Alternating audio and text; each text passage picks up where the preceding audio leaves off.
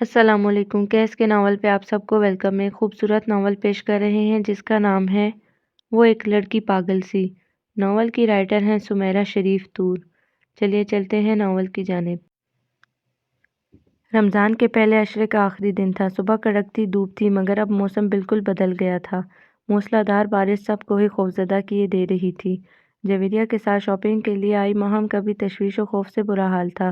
اسے ایسے موسم شروع سے ہی برے لگتے تھے، جان تک لرزاں ہو جاتی تھی۔ ایسے موسم میں وہ ہمیشہ اپنے کمرے میں گھسی کوئی نہ کوئی کتاب پکڑے ورق گردانی میں مصروف رہتی تھی، مگر اب بدقسمتی سے وہ یوں جویریہ کی خواہش پر اس خوفناک موسم کے تیور سہتی، خود پر بمشکل جبر کرتی، اندر ہی اندر سخت ہراساں تھی۔ آئے موسم رنگیلے سہانے، جیا نہیں مانے، تو چھٹی لے کر آجا بالماں۔ اس کے ساتھ خوفزدہ پریشان چہرے کو دیکھتے ہوئے جویریہ کو شرارت سوجھ رہی تھی۔ اس نے سخت خشمگی نظروں سے اسے گھورا۔ ایک تو موسم نے موڈ سخت خراب کیا ہوا تھا، دوسرا جہاں وہ دونوں کھڑی تھیں وہ مین روڈ تھا۔ چاروں طرف سے گاڑیوں کے ہارن سنائی دے رہے تھے۔ وہ دونوں بارش سے بچنے کے لیے ایک دکان کے شیڈ کے نیچے کھڑی تھیں۔ اگر تمہارے اس رنگیلے سہانے موسم کے تیور ایسے ہی جان لیوا ہیں تو کوئی گمان ہے کہ آج کی تاریخ میں ہم لوگ گھر پہنچنے سے رہے۔ اگرچہ وہ شیڈ میں کھڑی تھی مگر تیز بارش نے دونوں کو ہی اچھا خاصا گیلا کر ڈالا تھا۔ اپنی پیشانی سے بارش کے قطرے صاف کرتی وہ سخت نالاں ہو رہی تھی۔ واقعی پتہ نہیں لوگ اس موسم میں کیسے انجوائے کر لیتے ہیں، بھلا یہ بھی کوئی موسم ہے؟ خواہ مخواہ رنگیلے سہانے نام رکھ کے بیچارے کو بدنام کیا گیا ہے۔ جویریہ کے ہونٹوں پر ابھی تک شرارت مچل رہی تھی، اور شرارت کا پس منظر کیا تھا وہ بھی ماہم اچھی طرح سمجھ رہی تھی۔ ہاں یہ سچ ہے کہ یہ سہانے موسم ہمارے شہر کی خستہ حال سڑکوں کو مزید سہانا کر رہے ہیں۔ ماہم اسے گھور کر رہ گئی۔ ساون آئے ساون جائے۔ قریب سے ہی 3-4 شوخ و شریر لاپرواہ موسم کی سرمستیوں سے لطف اندوز ہوتے لڑکوں کا ایک گروپ گزرا تھا۔ شریر، چلبری اور لاابالی آوازیں ساون کے موسم کی ترجمانی کرتی ان کے کانوں سے ٹکرا کر سخت غصہ دلا گئی تھی۔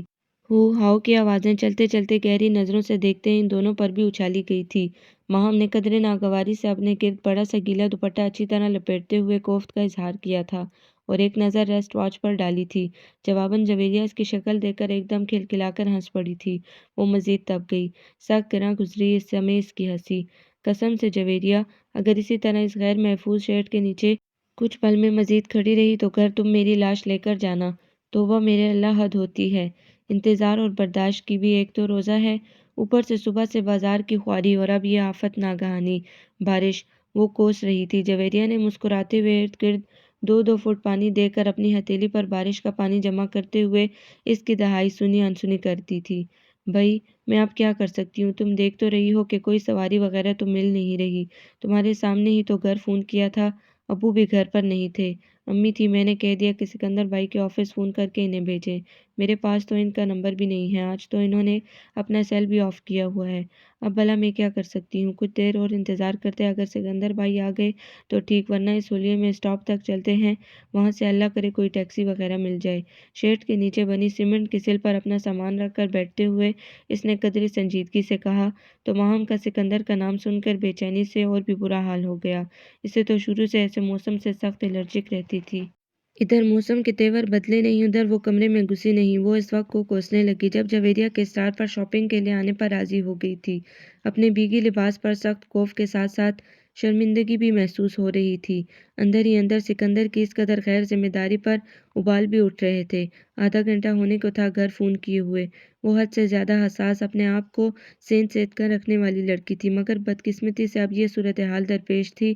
آتے جاتے مردوں کی بے باک چیرتی نظریں اپنے وجود پر محسوس کر رہی تھی۔ اب تو میرا دل چاہ رہا ہے کہ میں بھی یہ گانا گانا شروع کر دوں، وہ بھی رو رو کر۔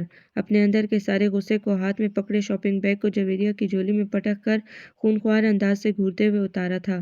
وہ قدرے چونکی، پھر اس کی دھواں دھواں ہوتی بارش کے قطروں سے جلملاتی منموہنی سی صاف شفاف صورت دیکھ کر بے اختیار چھلک آنے والی ہنسی اپنے ہونٹوں پر ضبط کرنے لگی۔ کیا؟ کون سا گانا؟ وہ خونخواری سے اسے گھورتے ہوئے دھکیل کر اپنے لیے جگہ بنا کر ساتھ ہی سل پر بیٹھ گئی تھی۔ بڑے غیر ذمہ دار ہیں تمہارے سکندر بھائی۔ میرا تو دل چاہ رہا ہے کہ میں پھوٹ پھوٹ کر روں اور اپنا تماشا بن جانے پر یہ گانا گاؤں کہ ہائے موسم مصیبت مارے، میرا دل بڑا گھبرائے۔ کب آئے گا تو چھٹی لے کر ظالمہ؟ عجب روٹھا خفگی سے بھرا سا انداز تھا۔ جویریہ کی ہنسی بے ساختہ تھی۔ ماہم اسے مزید گھورنے لگی تھی۔ پاس سے گزرتا لڑکا ٹھٹکا، پھر دونوں کو دیکھ کر رکا، گیلے بال سنوارے اور گلہ کھنکار کر متوجہ ہوا۔ او ہو، لگتا ہے سخت پریشان ہے۔ دیکھیے، گھبرانے کی ضرورت نہیں، میں شریف سا بے ضرر بندہ ہوں، دل و جان سے خدمت کو حاضر ہوں۔ کہیے کیا خدمت کروں؟ باچھیں کانوں تک پھیلائے لوفرانہ اسٹائل میں سگا بنا پوچھ رہا تھا۔ دونوں کے چہرے ایک دم سپاٹ ہو گئے۔ وہ کس قدر شریف تھا اس کی آنکھیں صاف بتا رہی تھی۔ ماہم نے دوپٹہ درست کیا۔ کیوں پاگل ہیں آپ؟ گھر میں اماں اور بیوی کی خدمت سے تنگ آ گئے ہیں کیا، جو یہ نیک فریضہ سنبھالنے یہاں موجود ہیں؟ جویریہ نے استہزائیہ نظروں سے اسے سرتاپا گھورتے مسخرے پن سے کہا تو وہ لڑکا مزید پھیلا۔ اجی کہاں بیوی، ابھی تو میں کنوارا ہوں۔ اس لڑکے نے بھی لوفر پن کی حد کر دی تھی۔ کیا خوب تھا شرمانے کا انداز۔ چپ کرو، کیوں ایسے پاگلوں کی منہ لگ رہی ہو؟ حد سے زیادہ محتاط پھونک پھونک کر قدم رکھنے والی ماہم اس کے کان میں منمنائی۔ ارے آپ نے پاگل کہا، ذرا نوازی ہے آپ کی۔ پاگل ہوں تو نہیں، مگر لگتا ہے آپ کے حسن کو دیکھ کر ضرور پاگل ہو جاؤں گا۔ ماہم پر ایک اندر تک اترتی آر پار ہوتی نظر ڈال کر وہ گویا ہوا تھا ماہم کے گویا رگوں میں خون تک جمنے لگا۔ کھانے والی نظروں سے اسے گھورا۔ ہائے، ان ہرنے جیسی بیچاری آنکھوں پر اتنا ظلم! وہ مصنوعی کراہا۔ جویریہ نے بنا کر سینڈل اتارا۔ سنو، دفع ہو جاؤ یہاں سے، ورنہ یہ سینڈل تمہارا برا حشر کر دے گی۔ جویریہ ایک دم آؤٹ ہو کر اپنی جگہ سے اٹھی تھی۔ خونخوار انداز میں آگے بڑھنے کو تھی کہ ماہم نے لپک کر اس کی کلائی پکڑ لی تھی۔ وہ پیچ و تاب کھا کر رہ گئی۔ وہ لڑکا بتکا تھا، تھوڑا سا خائف بھی ہوا تھا، مگر خوفزدہ ماہم کو دیکھ کر شیر بھی ہو گیا۔ ارے جاؤ جاؤ، دیکھی ہیں تم جیسی بڑی لڑکیاں، بڑی پرانی دھمکی ہے یہ، ہم بھلا کب ڈرتے ہیں ایسے حربوں سے؟ وہ کچھ مزید قریب ہوتے ہوئے خاصے برے تیور لیے کہہ رہا تھا۔ ماہم کے لیے اب خود پر جبر کرنا مشکل ہو گیا۔ Shut up! منٹوں میں یہاں سے اب 9 2 11 ہو جاؤ، ورنہ اپنی دھمکی پر عمل کرنے میں ہمیں 1 منٹ بھی نہیں لگے گا۔ وہ طیش میں ایک دم چنگاڑی۔ اس سمے اسے سب سے زیادہ سکندر پر غصہ آیا تھا، جو نہ جانے کہاں تھا، ابھی تک نہیں پہنچا تھا۔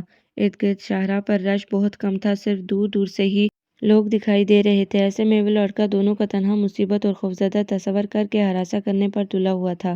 اس سے پہلے کہ ماہم کے جواب میں وہ مزید بکواس کرتا، زون سے ایک گاڑی ان کے قریب آ رکی تھی۔ اس کے اندر شخص کو دیکھ کر دونوں کے رکے سانس ایک دم بحال ہوئے تھے، ورنہ وہ لوفر لڑکا ان کے لیے بڑی آزمائش بن رہا تھا۔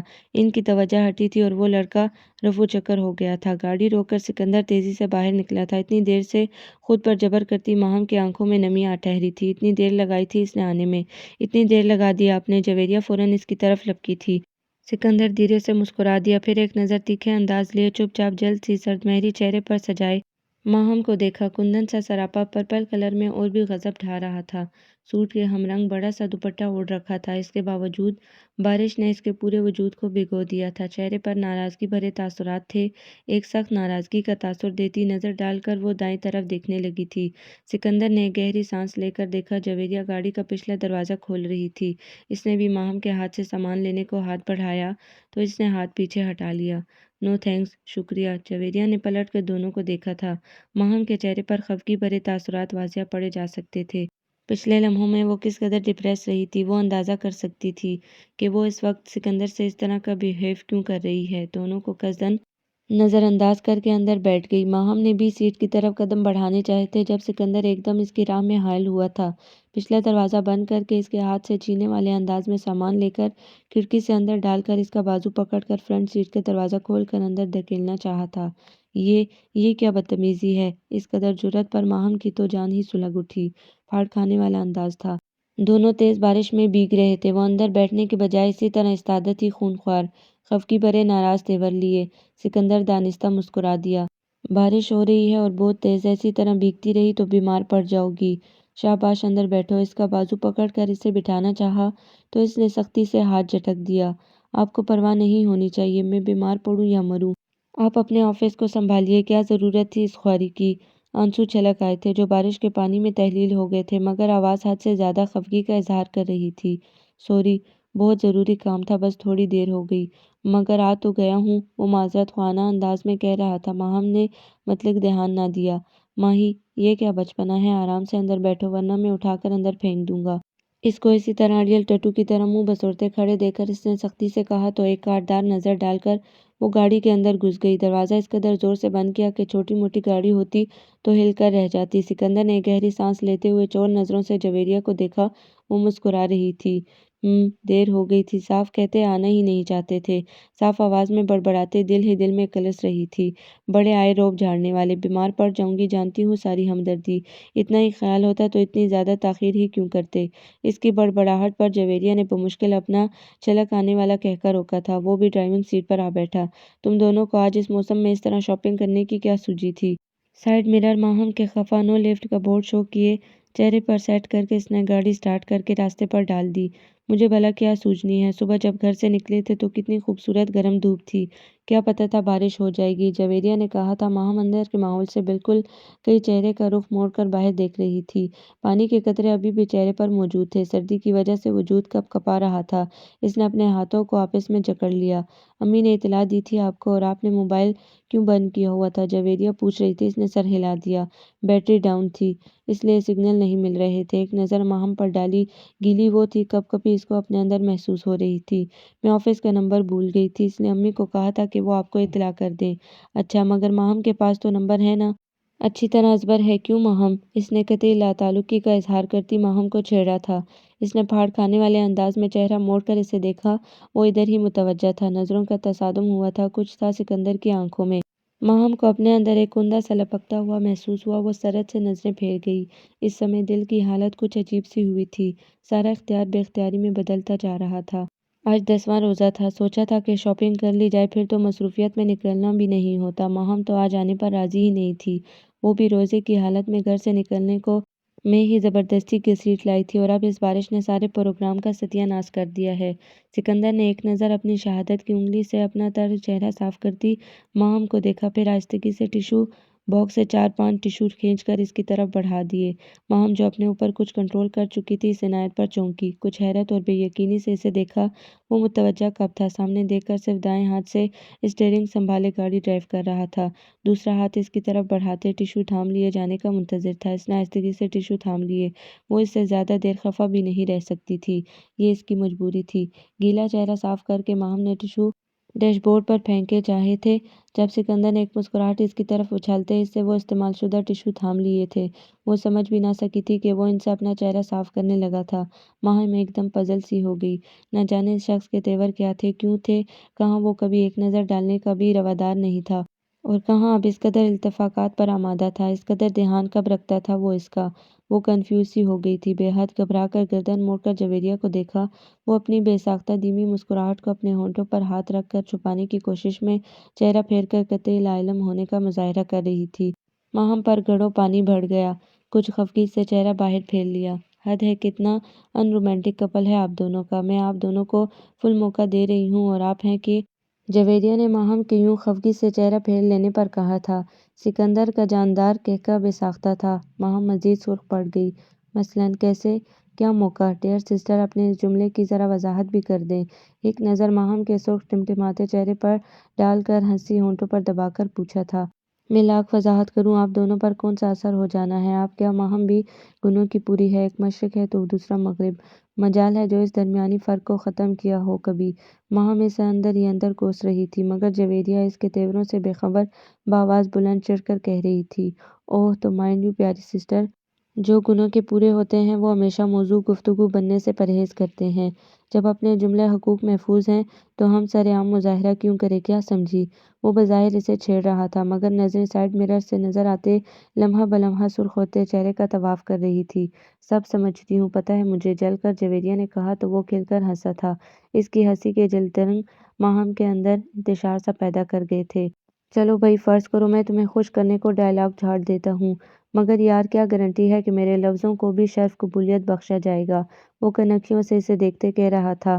ایک دم اس کا لہجہ لو دینے لگا تھا۔ ماہم کے اندر کپ کپی سرایت کرتی گئی تھی۔ کتنے واضح الفاظ تھے، کتنا صاف مفہوم تھا، نکلنے کو 100 معنی تھے، مگر وہ چاہنے کے باوجود سر اٹھا کر مقابل کو نہ دیکھ سکی تھی۔ اس کی نظریں صرف اپنے ہاتھوں کو گھورتی رہ گئی تھیں۔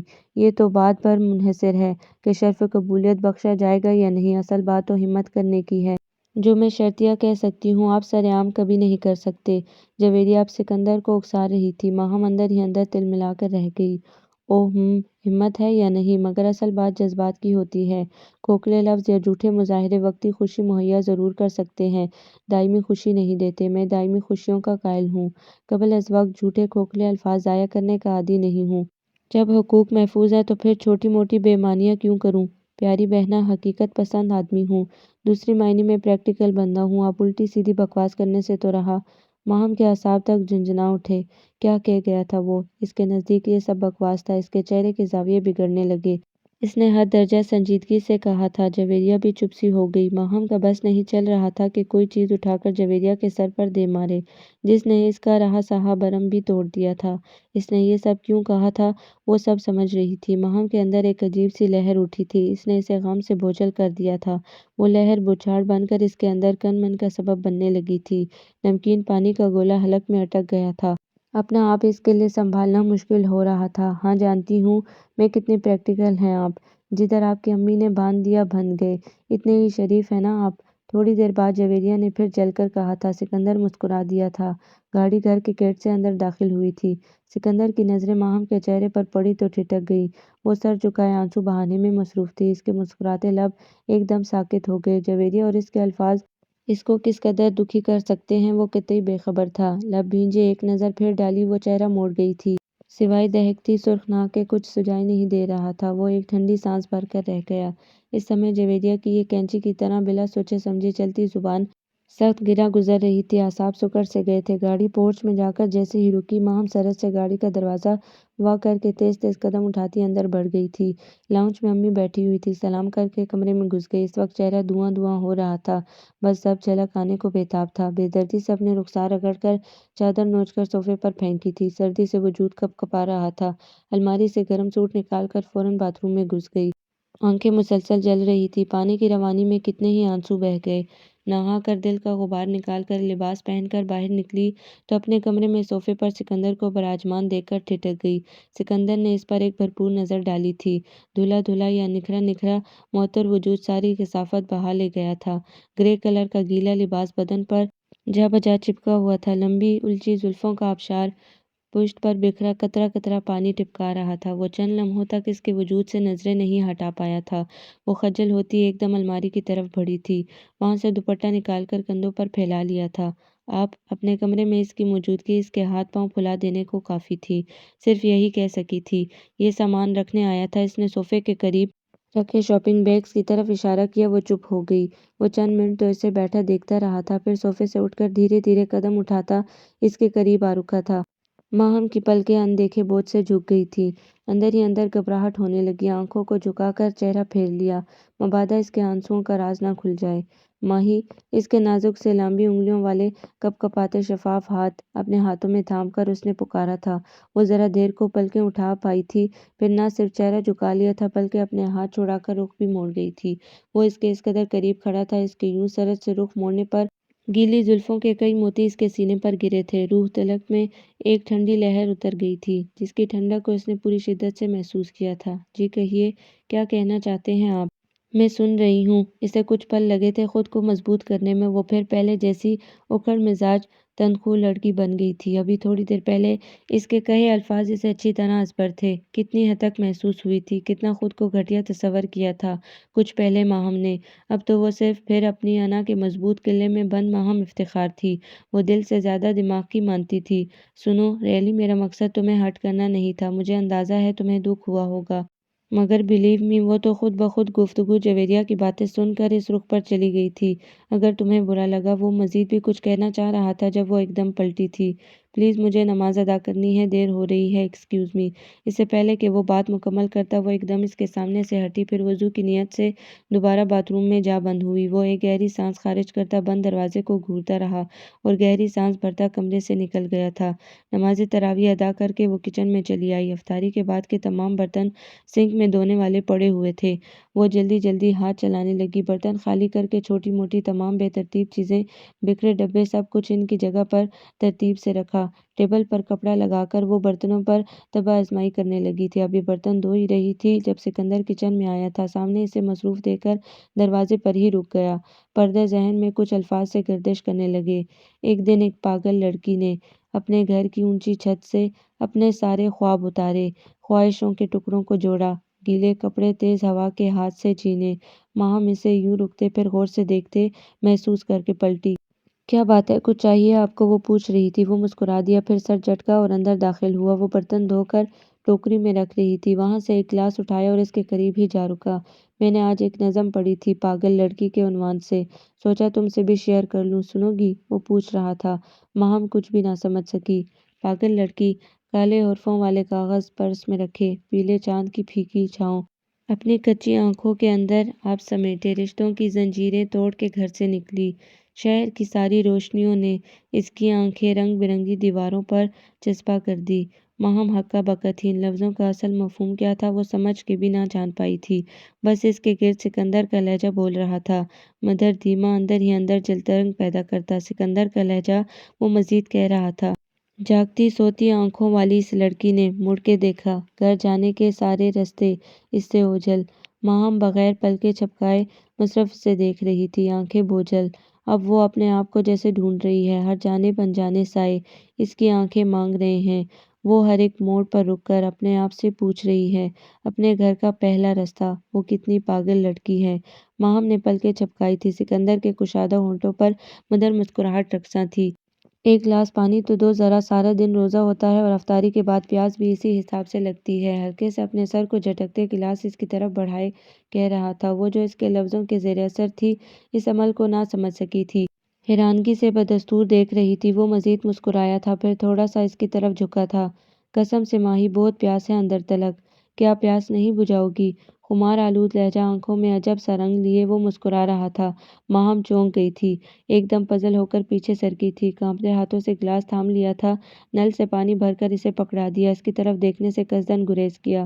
وہ گلاس لے کر اسٹول پر جا بیٹھا تھا، وہ رخ موڑ کر سنک میں باقی برتن دھونے لگی تھی۔ برتن ختم ہوئے تو سنک کو دھو کر فل بند کیا۔ سکندر پانی پی کر اسے ہی بغور دیکھ رہا تھا۔ وہ گلاس لینے اس کے قریب آئی تھی، گلاس لینے کو ہاتھ بڑھایا تھا جب اس نے اس کا نرم ہاتھ تھام لیا تھا۔ ہاتھ یک ہو رہا تھا۔ ماہم اسے دیکھتی رہی۔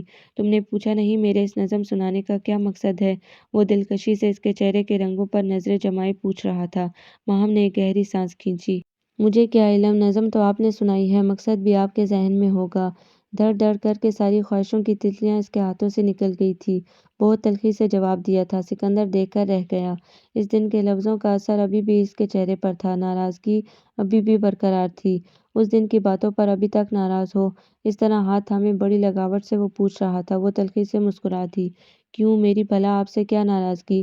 آپ نے ایسی کون سی غلط بات کہہ دی تھی؟ آپ تو بہت حقیقت پسند آدمی ہیں، پھر یہ استفسار کیوں؟ تلخی سے وہ اسے اسی کے لفظوں کی مار مار رہی تھی۔ وہ کھل کر ہنس رہا تھا۔ ہاں یہی تو میں پوچھ رہا ہوں کہ یہ موڈ ابھی تک بہتر کیوں نہیں ہوا؟ یہ جو نظم میں نے سنائی ہے یہ تھوڑی تھوڑی تم پر فٹ آتی ہے، کیوں؟ I am right? نچلا ہونٹ دانتوں تلے دباتے وہ شرارت سے پوچھ رہا تھا۔ ماہم کے اندر ایک آگ بھڑک اٹھی تھی۔ اتنی دیر کی اس کی لن ترانیوں کا اصل محرک یہ تھا، میں واقعی حقیقت پسند رہنا چاہتا ہوں اور میری خواہش ہے کہ تم بھی بن جاؤ۔ حقیقت پسندی سے انسان بڑے بڑے نقصانات سے بچ جاتا ہے، بلیو می۔ تمہاری ناگواری اور اس طرح ری ایکٹ کرنے سے مجھے اکثر الجھن ہونے لگتی ہے۔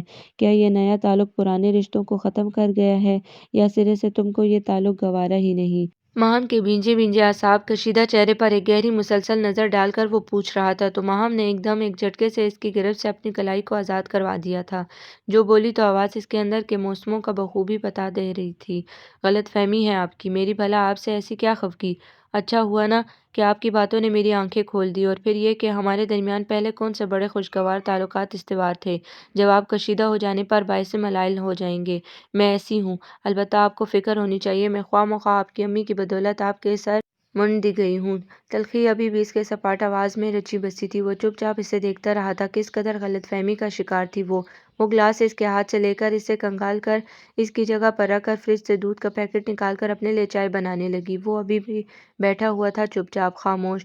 ہاں صرف اس کی آنکھیں باتیں کر رہی تھی اور ماہم کو اس کی آنکھوں کی زبان سے ہمیشہ خوف آتا تھا۔ وہ ہمیشہ اس کی آنکھوں سے ہار جاتی تھی، ہمیشہ اس کا بے پناہ اعتماد، یقین، بھروسہ، خود اعتمادی، غرور، انا، پل ہی پل میں اس کی آنکھوں میں ایک نظر دیکھ لینے سے سر پر ہاتھ پاؤں رکھ بھاگ جاتے تھے۔ اس وقت بھی اس کی آنکھیں اسے ڈسٹرب کر رہی تھی۔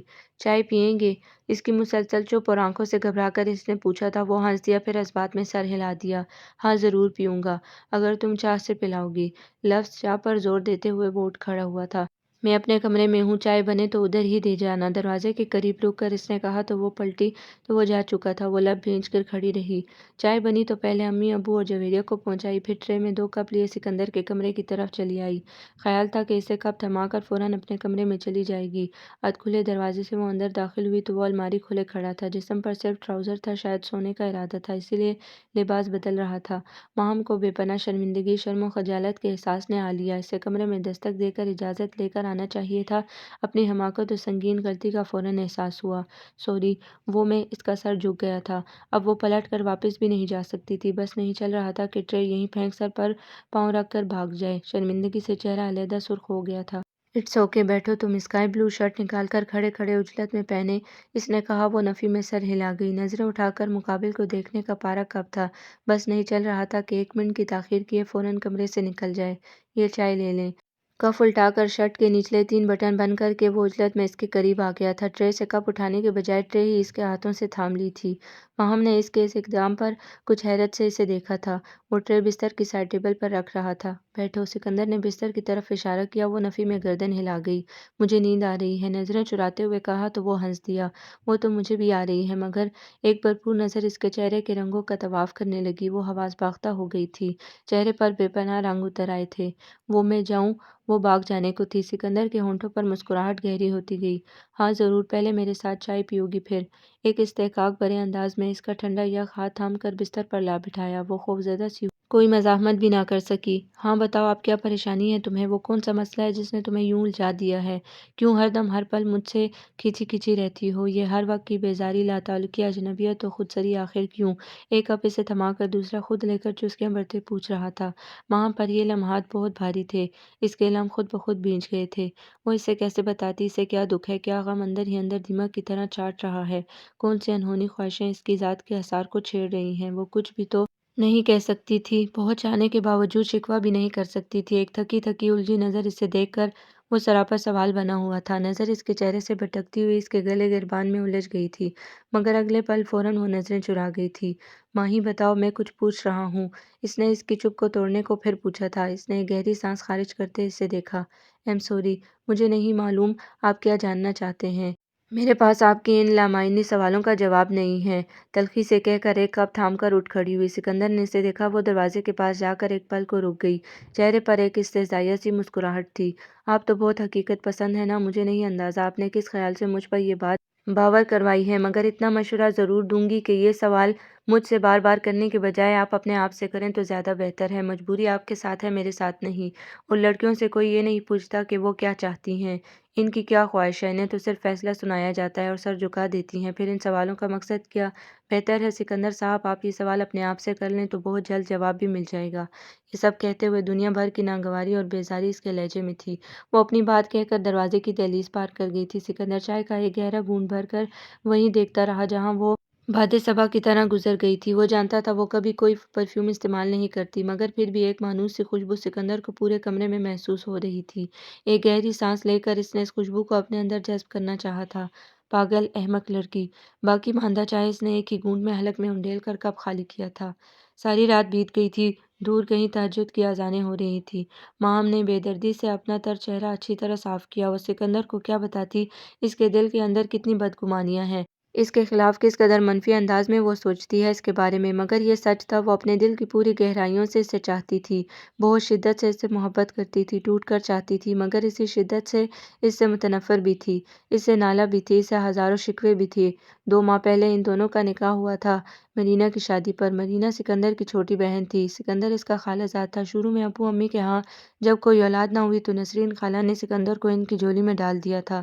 اس وقت مرینا اور سکندر صرف 2 ہی بہن بھائی تھے۔ امی ابو سکندر کو پا کر بہت خوش رہنے لگے تھے۔ شاید سکندر کے وجود کی بدولت ہی صرف 2 سال بعد وہ خود پیدا ہوئی تھی، جہاں اس کا وجود امی ابو کی نئی خوشیوں سے ہمکنار کر گیا۔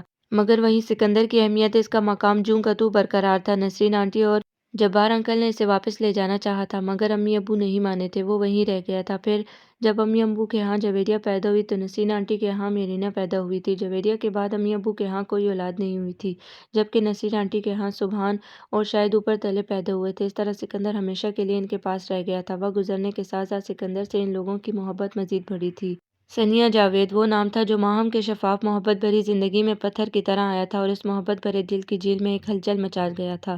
ثنیہ سکندر کے باس کی بیٹی تھی، وہ اسے پسند کرتا تھا، شادی کرنے کا خواہاں تھا، اسے اچھی طرح یاد تھا۔ صرف 3 ماہ پہلے ہی کی تو بات تھی جب سکندر نے اسے خود ثنیہ کے متعلق بتایا تھا اور ساتھ یہ خواہش بھی ظاہر کی تھی کہ وہ ثنیہ سے شادی کرنا چاہتا ہے اور وہ اس سلسلے میں اس کی مدد کرے، اور وہ جو نہ جانے کب اسے چاہنے کی غلطی کر بیٹھی تھی، اس بات پر ہکا بکا رہ گئی تھی۔ ساتھ رہتے، ایک ساتھ جوان ہوتے، ایک دوسرے کے دکھ سکھ، راز غم خوشیاں شیئر کر کے وہ اس سے محبت کر بیٹھی تھی، مگر وہ کسی اور میں انوالو تھا، پر وہ کانٹا تھا جو اس کا دل لہو لہو کر گیا تھا۔ پھر اس نے نسرین آنٹی تک سکندر کی دل کی خواہش پہنچا دی تھی۔ نسرین بھی ہکا بکا تھی، انہیں بھی شاید یقین نہیں آیا تھا، اسے نہیں علم پھر کیا ہوا تھا، سکندر اور آنٹی کے درمیان کیا بات ہوئی تھی۔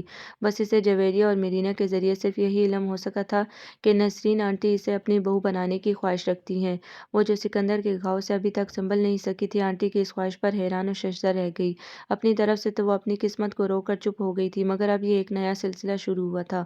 وہ منتظر تھی کہ سکندر، امی یا اگر نسرین وغیرہ میں سے کسی نے اس کی سکندر سے شادی کی بات کی تو وہ صاف انکار کر دے گی، وہ ساری عمر اسے نبھانے کی آگ میں جل سکتی تھی، مگر یہ گوارا نہیں تھا کہ وہ سکندر کی زندگی میں زبردستی مسلط کر دی جائے۔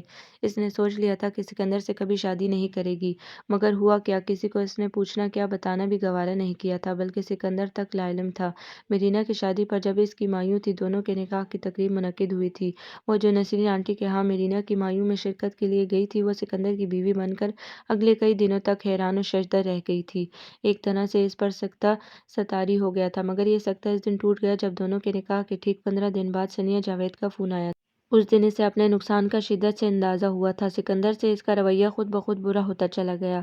اس کا رویہ، انداز و اطوار پہلے جیسے ہی تھے، بلکہ پہلے سے ہٹ کر وہ اس سے نئے ڈالوں کے خیال سے بھی بہت اچھے انداز میں پیش آنے لگا تھا، مگر اسے یہ سب سکندر کا دھوکھلا پن اور فراڈ لگتا تھا۔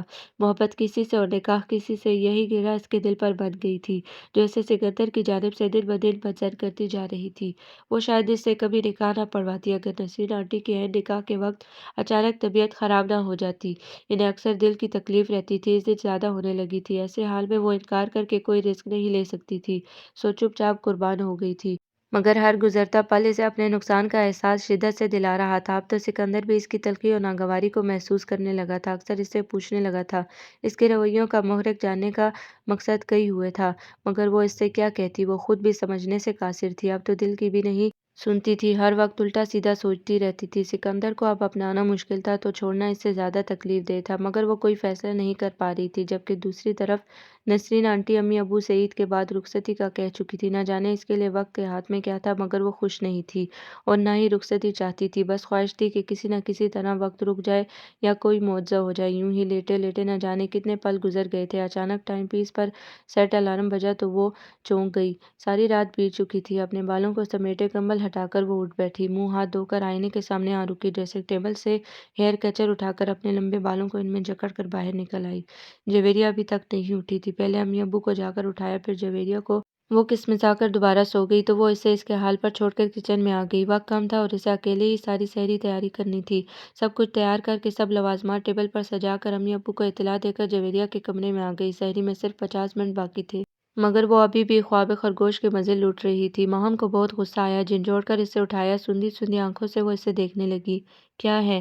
روزہ رکھ لو، وقت بہت کم ہے، 5 منٹ میں منہ دھو کر ٹیبل پر آ جاؤ ورنہ۔ اس نے اس کے اوپر سے کمبل کھینچ لیا۔ اٹھ رہی تھی، ایک تو تم بنا سچی ماہی اتنے مزے کا خواب آ رہا تھا، سارا مزہ ہی کرکرا کر دیا۔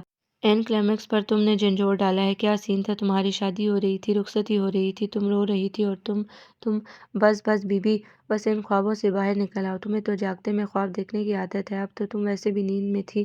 اس نے جلدی سے اس کی زبان کو بریک لگا دیے تھے، وہ برے برے منہ بنانے لگی۔ جلدی سے منہ ہاتھ دھو کر باہر آ جاؤ، اور ہاں، اپنے سکندر بھائی کو بھی اٹھا دو، تمہاری طرح انہیں بھی صرف ऐन वक्त पर उठने की आदत है। जब सहरी का वक्त ख़त्म होने में सिर्फ 15 मिनट रह जाते हैं। मैं नहीं जा रही इन्हें उठाने, वो एकदम इनकार करके बिस्तर से उतरी। क्यों? वो हैरान होकर पलटी। सौ सौ नखरे करते हैं उठने में, तुम्हारे ही मजाजी खुदा हैं, तुम ही निपटो इनसे, मुझे तो माफ़ ही रखो। 100 बार झंझोड़ना पड़ता है, तब कहीं जाकर इनकी आंख खुलती है। वो साफ हरी झंडी दिखाकर बाथरूम में घुस गई थी। जवेरिया की बच्ची बड़ी बकवास करने आती है तुम्हें, सीधी तरह जाकर उठाओ इन्हें। वो दांतों पर ब्रश कर रही थी जब इसने इसके सर पर जाकर कहा था।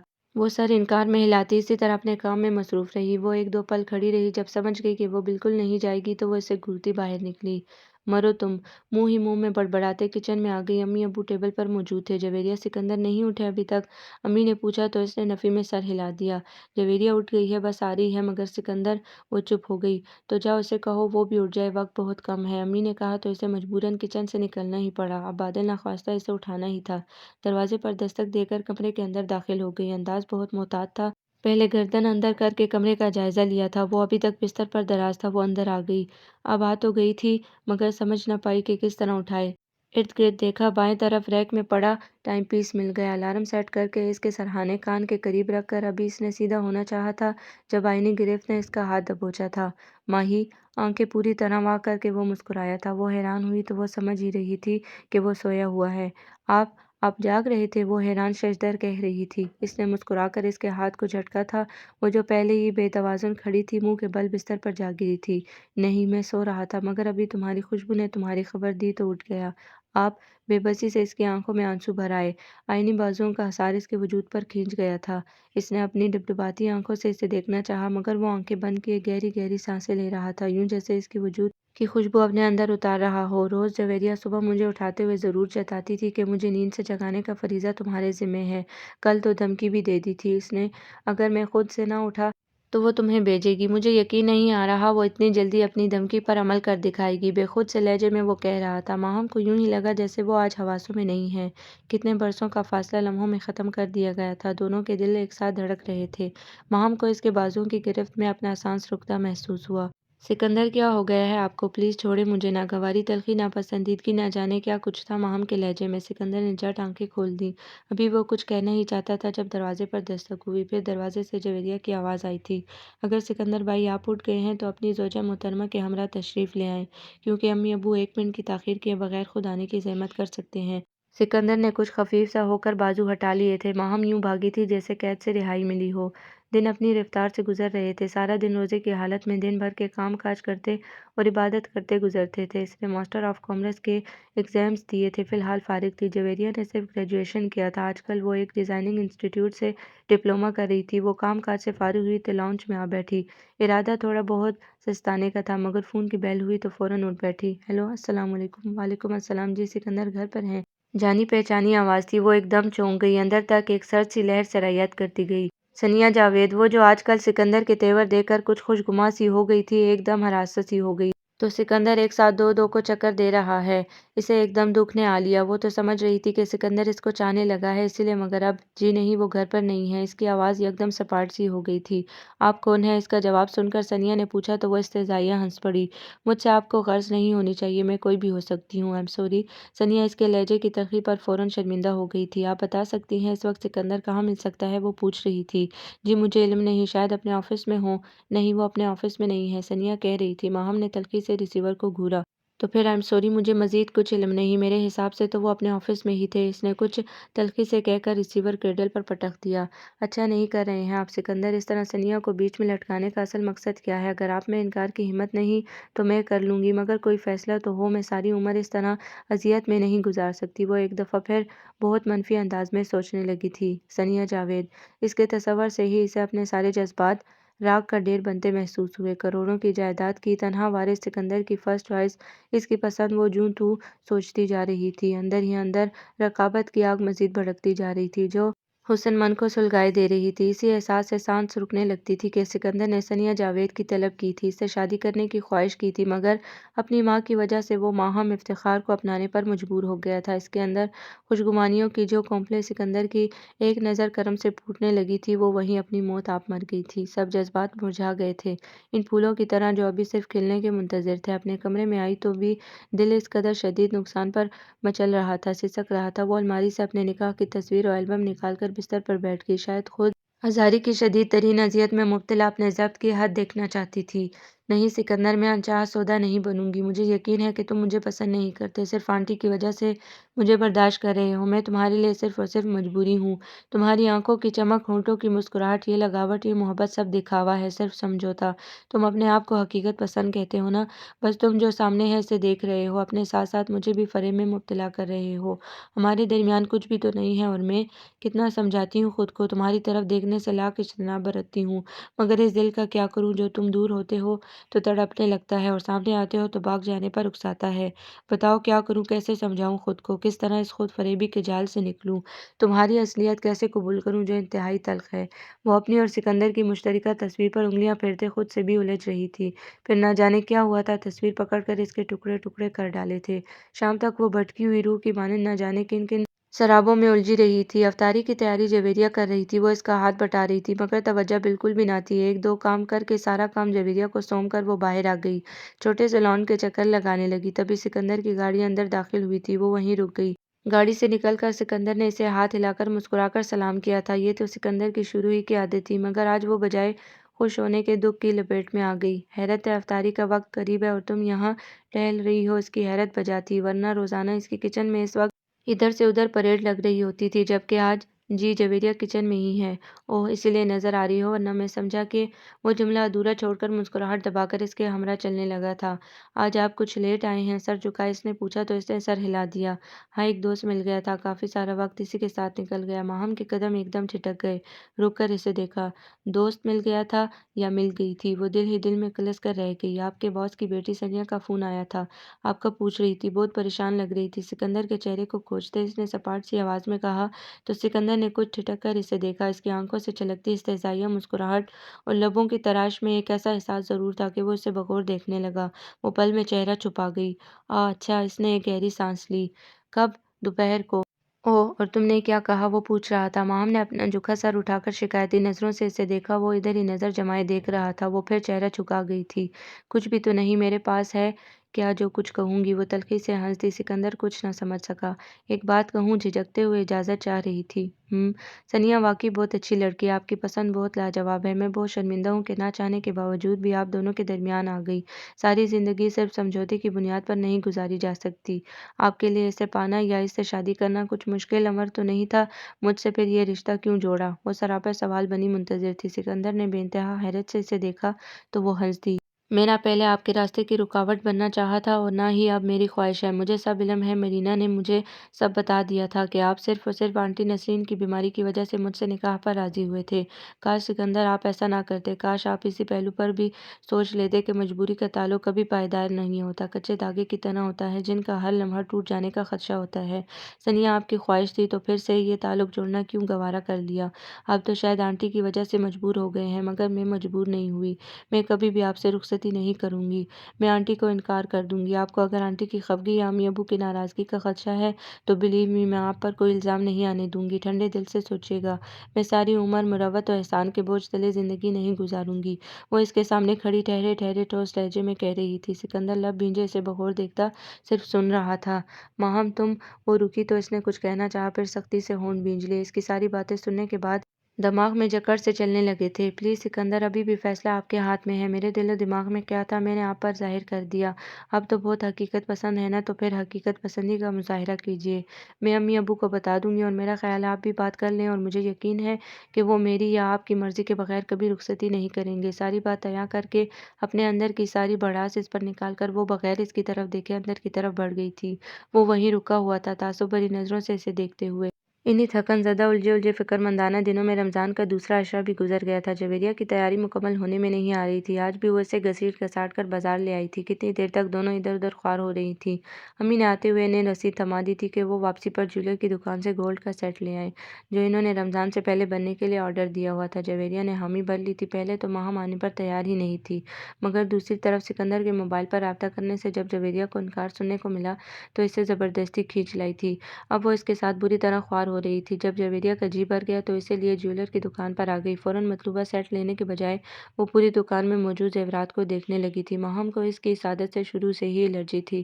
اب بھی منہ پھلائے ایک طرف کھڑی رہی، دل ہی دل میں کوفت کا شکار ہوتے الجھتے ہوئے وہ باہر دیکھنے لگی۔ یوں ہی ادھر ادھر نگاہیں دوڑاتے اس کی نظر بالکل شاپ کے سامنے آ کر رکنے والی گاڑی پر ٹھہر گئی۔ وجہ حیرت اس سے نکلنے والا کپل تھا۔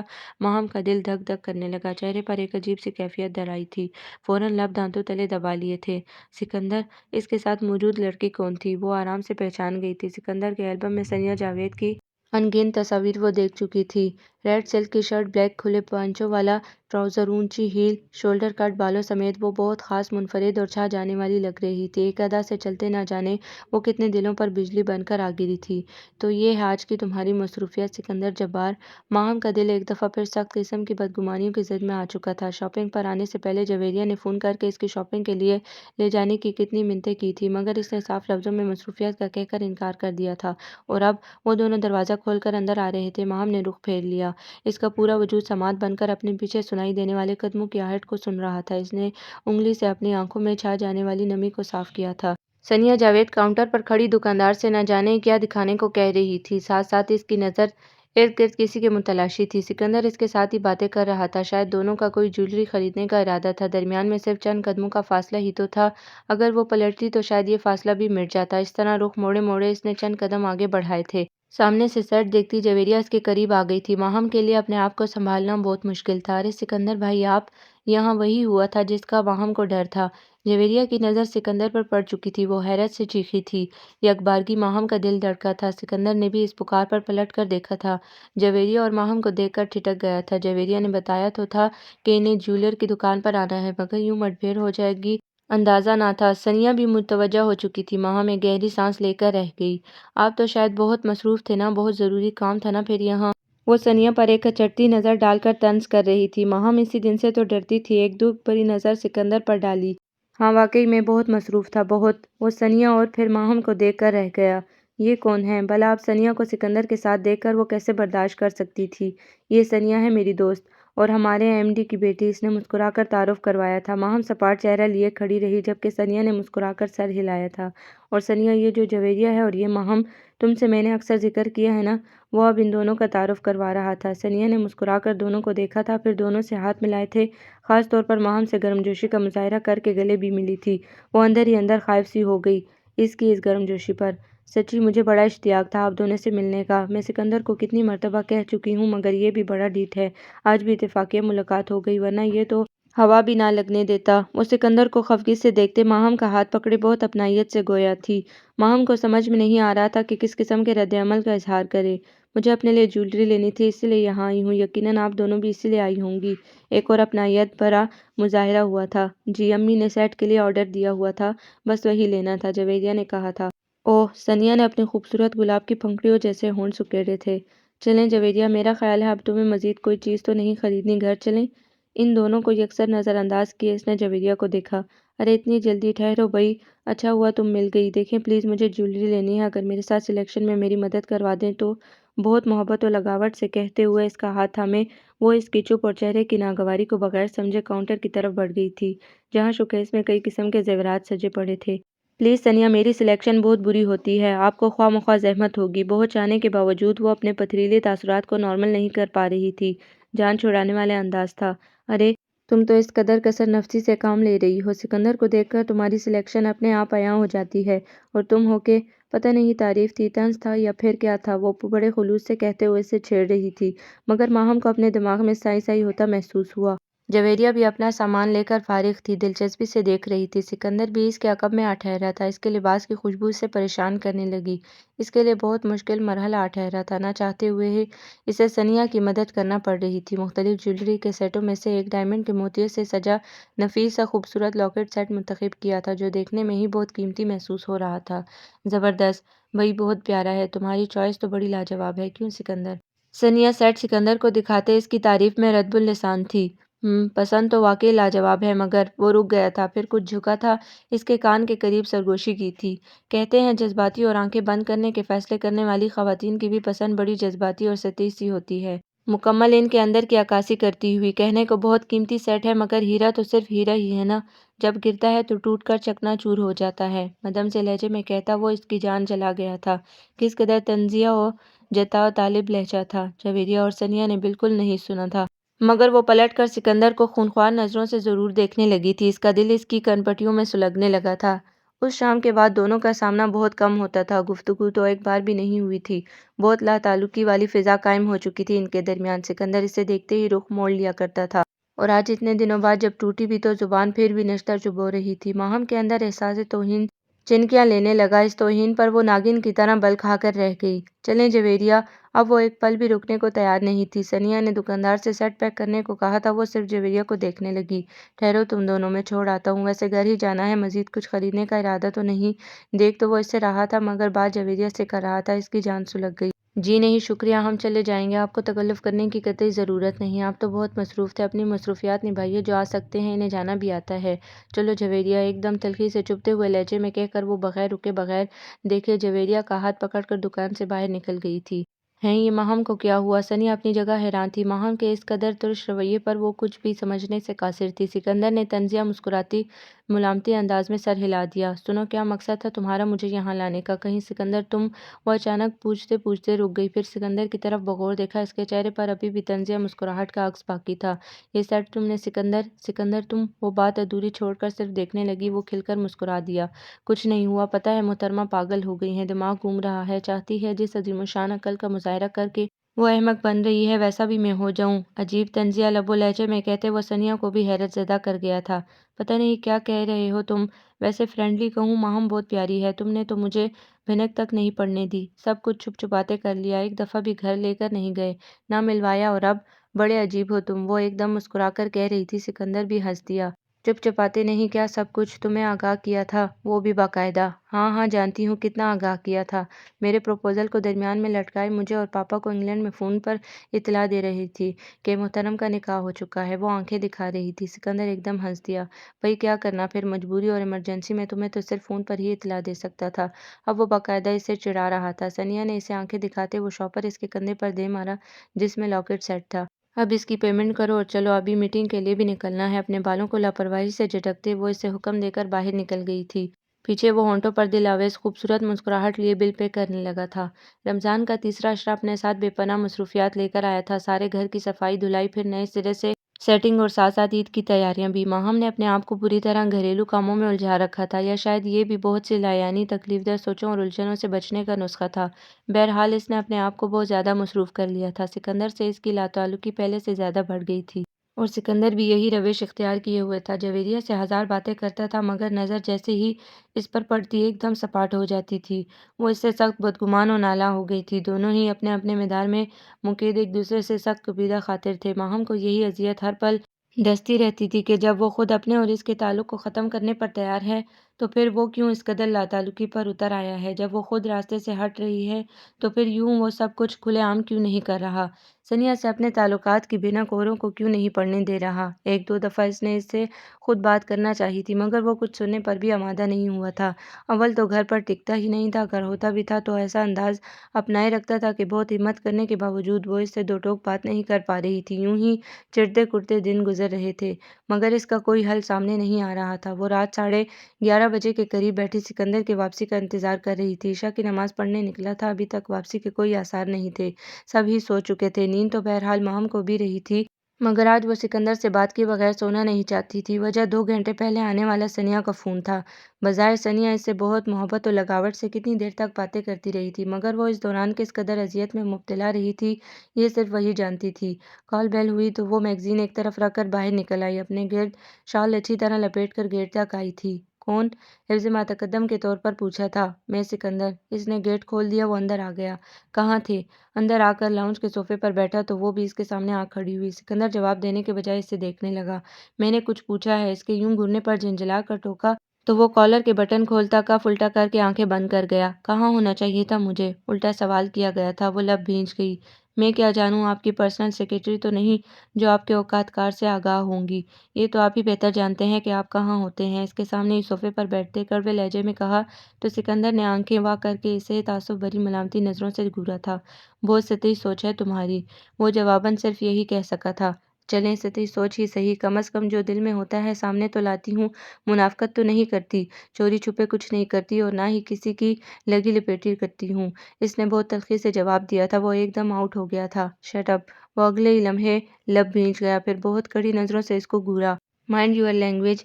حد ہوتی ہے تنگ نظری کی بھی۔ وہ صرف فہمائشی نظروں سے گھور رہا تھا۔ کچھ دیر رک گیا، اپنے اوپر ضبط کرتا رہا۔ آج لڑنے کا ارادہ ہے کیا؟ اپنے اوپر مکمل کنٹرول کر کے براہ راست اس کی کھلی آنکھوں میں جھانکا تو وہ پل کو نظریں پھیر گئی تھی۔ نہیں جی، میرا فی الحال ایسا کوئی ارادہ نہیں ہے۔ آج آپ کی امی آئی تھیں، ابو اور امی سے رخصتی کی ڈیٹ فکس کرنے کی بات کی ہے انہوں نے، تو پھر کرنے دو انہیں، ظاہر ہے یہ تو ہونا ہی ہے۔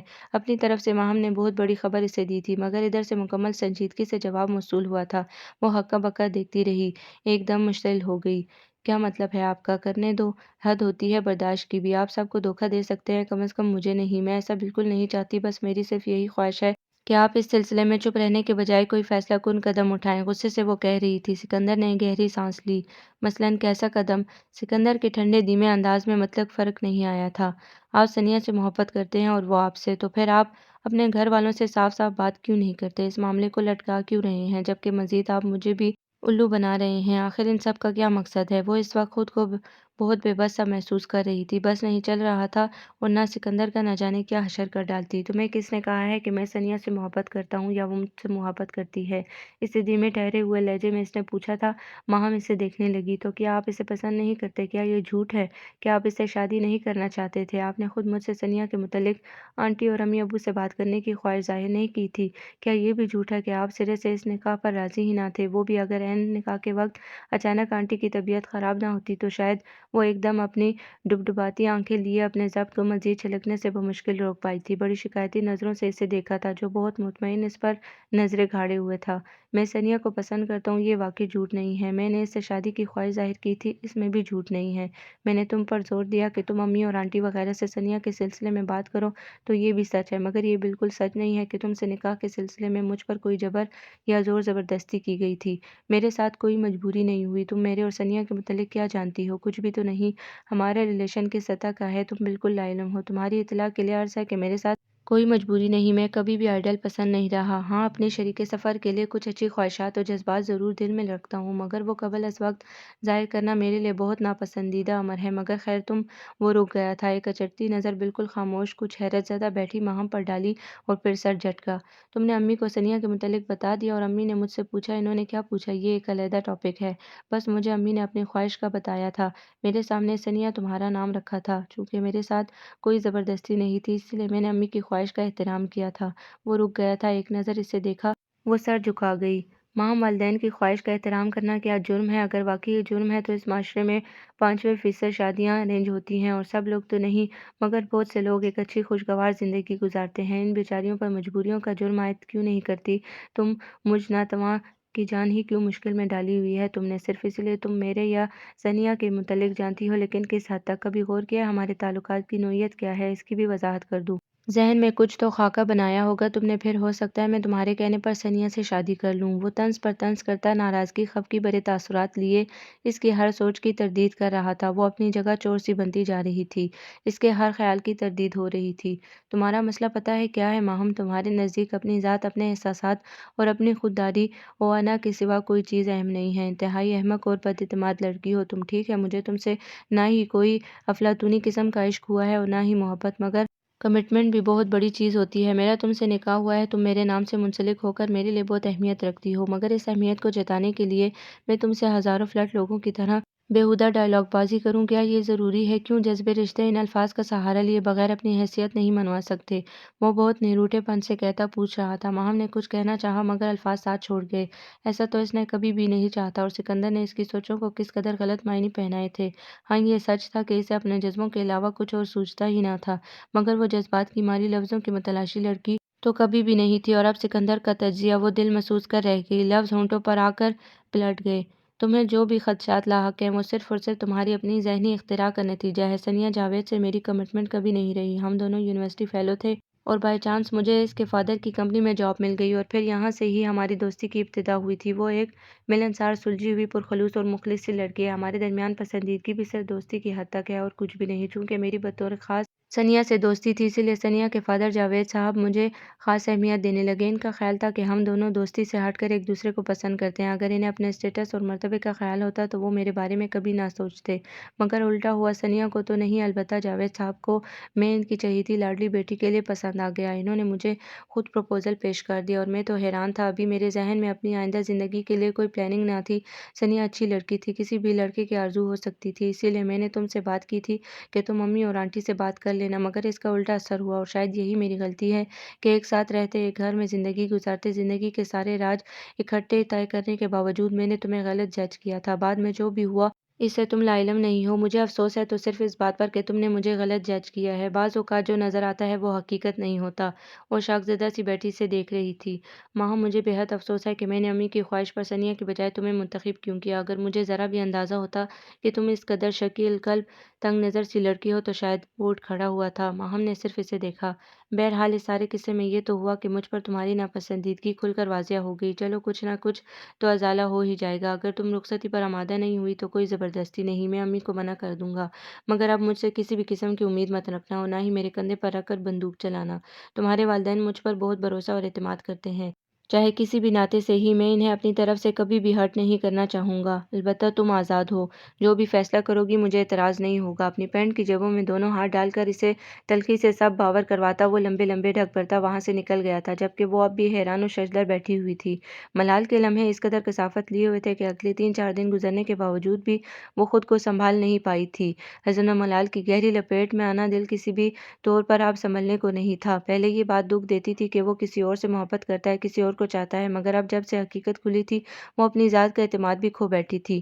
دکھ جب کسک بن جائے تو دیمک کی طرح دل کو چاٹنے لگتا ہے۔ اس کے بھی ساتھ ایسا ہوا تھا۔ اپنی خود ساختہ غلط فہمیوں پر ملال و شرمندگی کی گہراست قدر و بیش تھی کہ سکندر کا سامنا کرنے کی بھی اس کے اندر ہمت نہ تھی۔ وہ اسے کیا سمجھ رہا تھا؟ ایک جذبات و احساسات کی ماری ہوئی لڑکی جسے لفظوں کے اظہار کی ضرورت تھی۔ یہ گھاؤ اس قدر گہرا تھا کہ وہ اندر سے ٹوٹتی چلی جا رہی تھی۔ محبت کرنا اس قدر مشکل امر نہیں، مگر اس کی شدت و آزمائشوں کو برداشت کرنا یقیناً بہت حوصلے کا کام ہے، جو کہ ماہم میں نہیں تھا۔ نتیجتاً 3 دنوں کی ٹینشن اور اندرونی توڑ پھوڑ نے اسے بیمار کر ڈالا تھا۔ 3 دن سے وہ سست سی ہو کر رہ گئی تھی۔ کل سے بخار بھی تھا۔ صبح سحری کے وقت امی ابو جویریہ نے اسے روزہ رکھنے سے منع کیا تھا، مگر وہ نہیں مانی تھی۔ عصر کے قریب جب وہ نماز ادا کرنے بستر سے اٹھی تو سر چکرا رہا تھا، ٹانگوں میں گویا جان ختم ہو گئی تھی۔ بعض اوقات اندر کی گھٹن باہر نکل کر انسان کو یوں شکست سے دوچار کر دیتی ہے۔ جیسے تیسے کر کے نماز ادا کر کے اپنا بخار سے پھنکتے درد سے چور ہوتا وجود لیے بستر پر لیٹی تو نسرین آنٹی جویریہ کے ہمراہ اندر داخل ہوئی۔ ارے کیا ہوا میرے چاند کو؟ جویریہ نے ہی انہیں فون کر کے اس کی علالت کی اطلاع دی تھی۔ جواباً وہ اب یہاں دکھائی دے رہی تھی۔ انہوں نے براہ راست پوچھا تھا۔ میں نے انکار نہیں کیا، بلکہ میں ایسا نہیں چاہتی۔ سکندر نے دل کے پھپھولے پھوڑے تھے۔ امی کو حیرت ہوئی۔ ماہم، مگر کیوں؟ امی، وہ انتہائی احمق لڑکی ہے، سمجھتی ہے کہ میں نے آنٹی اور خالو کی محبت میں ان کی پرورش کا بدلہ چکانے کے احسان کے لیے اسے اپنایا ہے، اور یہ کہ میں ثنیا میں انوالو ہوں۔ اس نے صاف بات کی تھی۔ ہیں؟ یہ ماہم سمجھتی ہے؟ وہ بے یقین تھی۔ یہ بھلا کیا بات ہوئی؟ میں ماہم کو اتنا کم عقل تو نہیں سمجھتی تھی۔ انہیں یہ بات کسی بھی طور پر ہضم نہیں ہو رہی تھی۔ آپ کو کیا پتہ وہ اس سے زیادہ کم عقل ہے، بلکہ وہ تو سرے سے اس رشتے پر راضی ہی نہیں۔ امی حیران سی دیکھی گئیں۔ یہ کیسے ہو سکتا ہے؟ وہ الجھ ہی رہی تھی۔ یہ تو آپ اسی سے پوچھیں۔ سکندر کا لہجہ تلخ سا تھا۔ ماما نے اسے گھورا۔ یہ تو میں اس سے پوچھ ہی لوں گی۔ پہلے یہ تو بتاؤ تم نے اسے کچھ کہا تو نہیں؟ میں نے؟ کیوں؟ میں بھلا اسے کچھ کیوں کہوں گا؟ سکندر نے روکھے پن سے کہا۔ تو پھر وہ بیمار کیوں ہو گئی ہے؟ کل سے بخار میں پھنک رہی ہے، ابھی بھی اس قدر بخار ہے۔ اب آپ مجھ پر شک کر رہی ہیں؟ بھلا اس کی بیماری سے میرا کیا تعلق؟ وہ بیمار تھی، یہ تو اسے بھی دکھائی دے رہا تھا، مگر اس قدر حالت خراب ہوگی اندازہ نہ تھا۔ کچھ تشویش تو بہرحال اسے بھی ہوئی تھی، مگر نظر انداز کر گیا۔ تعلق ہے یا نہیں، مگر خیال رکھو وہ بیوی ہے تمہاری۔ خیال تو رکھنا چاہیے تھا تمہیں۔ جویریہ سے شکایتیں سنی ہیں میں نے تمہاری، گھر سے کتنی کتنی دیر باہر رہتے ہو تم؟ انہوں نے آخر میں خفگی سے کہا تو وہ دیکھ کر رہ گیا۔ دیکھو سکندر، افتخار بھائی کا کوئی بیٹا نہیں ہے، وہ تمہیں بیٹوں کی طرح چاہتے ہیں۔ زہرہ اور افتخار بظاہر ہر وقت ہنستے مسکراتے رہتے ہیں، مگر بیٹی کی کمی ان کو اندر ہی اندر خوفزدہ ضرور رکھتی ہے۔ اس لیے میں نے تمہیں ان کے ہاں رہنے دیا تھا۔ ثنیا سے تم بے شک شادی کرتے مجھے قطعی دکھ نہ ہوتا، مگر میں نہیں چاہتی تھی کہ زہرہ وغیرہ کے دل میں کوئی بات آئے۔ وہ تمہیں صرف اپنا بیٹا کہتے ہی نہیں، اصل میں سمجھتے بھی ہیں، اسی لیے میں نے تمہارے اور ماہم کے نکاح کا فیصلہ کیا تھا۔ مجھے علم ہے اندر ہی اندر وہ ہر وقت خوفزدہ ضرور رہتے تھے کہ کہیں تم اپنی پسند کی شادی کر لو اور انہیں بھول جاؤ۔ وہ تم سے بے پناہ محبت کرتے ہیں، اس لیے یہ سب کیا تھا۔ मैं सब समझता हूँ अम्मी, मैंने तो सनिया को कभी इस नज़र से देखा भी नहीं। वो तो इसके फादर ने प्रपोज़ल दिया था, मैंने आपसे बात की। जहाँ तक माहम की बात है तो इसकी सोच से मुझे वाक़ई बहुत दुःख हुआ है। अच्छा चलो उठो, माहम को भी मैं देख लूँगी। इसकी सारी गलतफ़हमियाँ रफ़ा कर दूँगी। तुम इस वक़्त इसे लेकर डॉक्टर के पास जाओ, बहुत बुखार है इसे। अम्मी उठ खड़ी हुईं। वैसे सिकंदर, मुझे बहुत अफ़सोस हुआ ये जानकर कि तुम घर से लाताल्लुक़ रहने लगे हो। बहुत दुःख की बात है। माहम कोई गैर तो नहीं, तुम्हारी अपनी बीवी है। तुम्हें खुद एहसास होना चाहिए था, बजाय मेरे कहने के। आखिर में इन्होंने इसे शर्मिंदा कर दिया था। 3-4 दिन से इसने सदमेरी की जो चादर ओढ़ रखी थी, अब अम्मी के यूं एहसास दिलाने पर चीखने लगी थी। अम्मी आप प्लीज़ माहम से कुछ नहीं कहेंगी, ये मेरा और इसका मामला है, मैं खुद निमट लूँगा। आप इसे कुछ नहीं बताएंगी। अभी बहुत से हिसाब हैं जो मुझे बेबाक करने हैं। आखिरी जुमला इसने ज़रा आहिस्ता कहा था। अम्मी ने ताज्जुब से इसे देखा। क्या करोगे तुम? पता नहीं, मगर अम्मी इसकी सोच से मुझे बहुत तकलीफ़ पहुंची है। कम अज़ कम इतनी तकलीफ़ का एहसास इसे भी होना चाहिए ना। अजीब मंतक थी सिकंदर की। वो मुस्कुरा दी। अच्छा देखूंगी क्या करना है मुझे, तुम गाड़ी निकालो, मैं माहम को लेकर आती हूँ। इसे कहकर वो चली गई थी।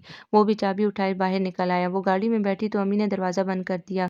ध्यान से चेकअप करवा कर लाना, खास ताकीद के हमरा दोनों को रुखसत किया था। सारा रास्ता दोनों तरफ खामोशी रही थी। डॉक्टर सजाद की क्लिनिक वो अक्सर पहले भी आती रहती थी। चेकअप करवा कर मेडिसिन वगैरह लेकर वो दोबारा गाड़ी में आ बैठे। मेडिसिन वाला शॉपर डैशबोर्ड पर रखकर सिकंदर ने गाड़ी स्टार्ट की। दाएं हाथ से गाड़ी ड्राइव करते बाएं हाथ से इसने कैसेट लगाया था। गाड़ी में मुदर सिरों से गुलकार की आवाज़ गूंजने लगी थी। कहो एक दिन के जो कुछ भी हमारे पास है सब कुछ तुम्हारा है। कहो एक दिन के।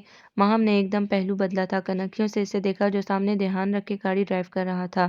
सितारा सी जिन्हें कहते हो वो आंखें तुम्हारी हैं, जिन्हें तुम शाख सी कहती हो वो बाहें तुम्हारी हैं, जिन्हें तुम फूल सी कहती हो बातें तुम्हारी हैं। कहो एक दिन के जो कुछ भी।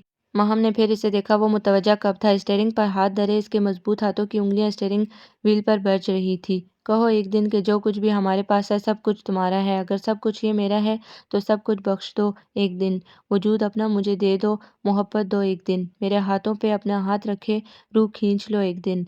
माहम ने एकदम हाथ बढ़ाकर टेप रिकॉर्डर बंद कर दिया था। सिकंदर ने चेहरे का रुख मोड़ा। बहुत बरहमी से इसे देखा।